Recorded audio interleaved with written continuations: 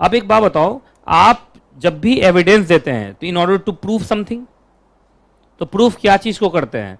Fact को। Fact दो तरीके का होता है, fact in issue and relevant fact.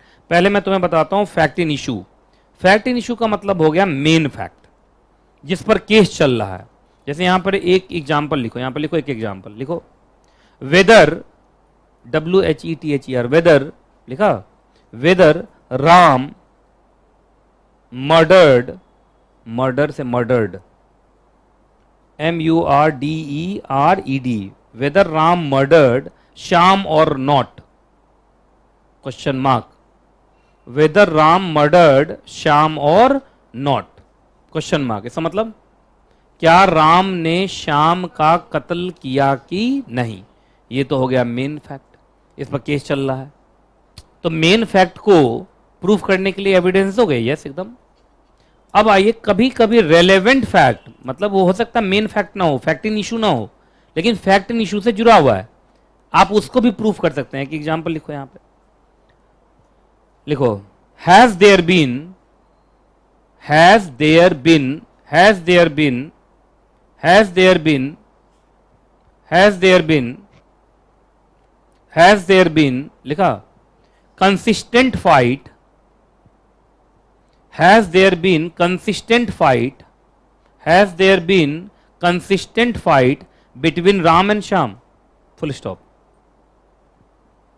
has there been consistent fight between Ram and Shyam, full sorry question mark, क्या राम और श्याम के बीच में हमेशा झगड़ा होता रहता था? अच्छा देखिए, केस इस बात पर नहीं हुआ कि झगड़ा होता रहता था नहीं होता रहता था, लेकिन अगर ये प्रूफ हो जाए कि झगड़ा दोनों में होता रहता था तो चांसेस हैं कि उसने ही मर्डर किया होगा। नहीं समझ में आया? अच्छा बताइए, उन दोनों में झगड़ा होता रहता था, ये केस है या केस मर्डर का है? केस मर्डर का है, लेकिन हम कोर्ट में जाके क्या बोल रहे हैं कि सर ये तो नहीं पता कि मर्डर किया है कि नहीं किया राम ने, लेकिन इतना पता है कि दोनों में झगड़ा होता था और राम बोला था कि तुम कल सुबह का सूरज नहीं देख पाएगा, और सर एकदम 4 बजे से 1 मिनट पहले मारा है सर। नहीं समझे बात? समझ में नहीं आ रहा? सर वो सूरज नहीं देख पाया सर, या दिन में मारा होगा तो गेट बंद करके मारा है सर, खिड़की बंद करके, सूरज नहीं देखने दिया सर। अरे मैं बात समझ रहे हो? तो देखिए कभी, अच्छा जरूरी हमेशा फैक्ट इन इशू पे ही एविडेंस लिए जाएंगे या रेलेवेंट फैक्ट पे भी एविडेंस लिए जाएंगे? बहुत बार रेलेवेंट फैक्ट प्रूफ होने से फैक्ट इन इशू प्रूफ हो जाता है। नहीं समझ में आया इन लोग को? रेलेवेंट फैक्ट भी प्रूफ होने से क्या हो जाता है? फैक्ट इन इशू प्रूफ हो जाता है। तो याद रखना, फैक्ट इन इशू के लिए भी एविडेंस लिए जाते हैं और रिलेवेंट फैक्ट के लिए भी एविडेंस लिए जाते हैं। तो एविडेंस से तुम दोनों चीज प्रूफ कर सकते हो, फैक्ट इन इशू भी और रिलेवेंट फैक्ट भी। पहले ये समझ में आया कि नहीं आप लोग बताओ? आगे चलें? चलो आ जाओ, अब आ जाओ जो तुम लोग खूब समझना चाहते हो। मजा आ रहा है? थोड़ा लग रहा है वकील जैसा पढ़ाई कर रहे हैं? आज तो वकील हो तुम लोग। काला कोट पहन के निकलना मार्केट में आज, है काला कोट? सर काला टी शर्ट है, काला कोट भी है? ओहो, कहां से चोरी किए थे? चोर बाजार से। बस काम ही खत्म है तब। आइए हेडिंग बोलो अगला। अरे जोर से बोलो यार, क्या कर रहे हो? विटनेस का मतलब गवाह, खुदा गवाह नहीं, गवाह। लिखिए गवाह, लिखिए ब्रैकेट में लिखिए गवाह, गवाह, गवाह लिखने आता है हिंदी में? गवाह जो गंवार मत लिख देना, ग वाह गवाह, ठीक है? चलिए, अच्छा एक क्वेश्चन पूछता हूं, मुझे जवाब देना। इधर देखो, इधर देखो। गवाह कौन बन सकता है? गवाह कौन बन सकता है? गवाह बनने के लिए 2 ही कंडीशन है बस। द फर्स्ट कंडीशन इज, उससे जो क्वेश्चन पूछा जाए वो क्वेश्चन उसको समझ में आना चाहिए। अच्छा, सिर्फ क्वेश्चन समझ में आना चाहिए कि वो एक आंसर भी दे सके? और आंसर सिर्फ आंसर या लॉजिकल और रैशनल? तो 2 चीजें हैं, एक तो जो उससे क्वेश्चन पूछा जा रहा है उसको समझ में आना चाहिए, और दूसरा उसका एक लॉजिकल आंसर वो दे सके। जैसे मालूम चला एक पागल आदमी है, उससे पूछा जाए क्या नाम है तुम्हारा? मोदी। कौन हो तुम? अमेरिका का राष्ट्रपति। देखिए क्वेश्चन वो समझ लिया कि उससे पूछा गया कौन है तुम, तो वो अपने बारे में बताना शुरू कर दिया, पर लॉजिकल और रैशनल आंसर नहीं दे रहा है। नहीं समझे? दूसरा केस, उससे पूछा जाए कौन हो तुम, तो बोल रहा है दुनिया गोल है। वो क्वेश्चन ही नहीं समझ पा रहा। नहीं समझ में आया?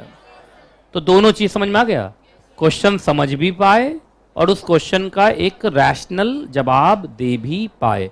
अगर ये क्वालिटी है तो every can become a witness, anyone can become a witness, everyone can become a witness provided ये दो कंडीशन सेटिस्फाइड हो। एक क्वेश्चन पूछता हूं, माइनर जो गोलू गोली सब होता है, माइनर क्या वो विटनेस हो सकता है? माइनर 18 साल से कम, बोलो कितने लोग बोल रहे हैं यस सर? जरा अपने सुनहरे हाथ उठाओ, गोल्डन हैंड्स। और कितने लोग बोल रहे हैं नहीं? नहीं, कुछ लोग नहीं भी बोल रहे हैं। जो लोग नहीं बोल रहे हैं बचपन से रटते हुए हैं कि minor are incompetent to contract. Court में कॉन्ट्रैक्ट करने गया हूं, विटनेस बुलाया जा रहा कोर्ट में, देखो इन लोग का हालत। अरे बच्चा भी हो, लेकिन अगर वो क्वेश्चन समझ रहा है और क्वेश्चन का एक सही आंसर दे रहा है तो even that minor can also be a witness. बहुत सारा फिल्म देखा होगा, भारत के लोग तो फिल्मों से ही सीखते हैं। अरे आप भारत में लोग फिल्मों के शौकीन होते हैं ना, है ना? तो हम लोग तो फिल्मों के शौकीन है। आप बहुत सारे फिल्मों में देखा होगा छोटे बच्चे को भी विटनेस बॉक्स में बुलाया जाता है, नहीं बुलाया जाता है? और वो बच्चा बोलता है, बहुत बार बच्चा उस फिल्मों में बोलता है कि पापा जी जब ड्यूटी पे होते थे तो कोई अंकल आते थे, नहीं ऐसा देखा है फिल्मों में, और फिर उससे मर्डर मिस्ट्री सॉल्व होता है। अगर आपने देखा हो बहुत फिल्मों में ऐसा हुआ है। तुम हंस क्यों रहे हो? मतलब ऐसा फिल्म नहीं देखे तुम लोग? मैं फिल्म का एग्जांपल दे रहा हूं, देखना क्या तुम लोग को? अच्छा चलिए खैर, सुनिए, बहुत सारी फिल्मों में बच्चों को भी विटनेस बॉक्स में लाते हुए आपने देखा होगा। It means minor can also become a witness provided कि वो दो कंडीशन सेटिस्फाइड हो, क्वेश्चन उसको समझ में आया और उसका एक सही आंसर वो दे। लिख लो, नीचे एक लाइन लिख लो, minor can also be a witness. लिख लो, minor can also become a witness. तो जो बच्चे इनकॉम्पिटेंट टू कॉन्ट्रैक्ट वाला ना गाना गाते हैं हमेशा, तो कोर्ट में कॉन्ट्रैक्ट करने के लिए बुलाया उसको? क्या बात कर रहे हैं यार? उसको तो गवाही, गवाही को इंग्लिश में क्या बोलते हैं? टेस्टिमनी। क्या बोलते हैं? टेस्टिमनी। तो टेस्टिमनी तो कोई भी दे सकता है, प्रोवाइडेड की दो कंडीशन हो। फिर से बोलो, क्वेश्चन समझ सके और उस क्वेश्चन का आंसर दे सके, या लॉजिकल आंसर, रैशनल आंसर। मुझे लगता है याद रहेगा तुम लोग को। अच्छा, एक ही कंडीशन सेटिस्फाइड होना चाहिए? दोनों, दोनों प्लस एंड। कौन गवाही दे रहा बाहर से? हैं? स्वच्छता अभियान। अच्छा, ये जो गाड़ी क्या होता है, वो टेम्पो होता है, एमसीडी का, वो कूड़ा लेने वाला, ये भी जाएगा कैसे? लक्ष्मी नगर में तो गड्ढा हुआ हुआ हर जगह। लक्ष्मी नगर में तो अभी नाव चलाने की हालत है। हाँ, पानी भर के। अभी बारिश हो जाए, खत्म है कहानी।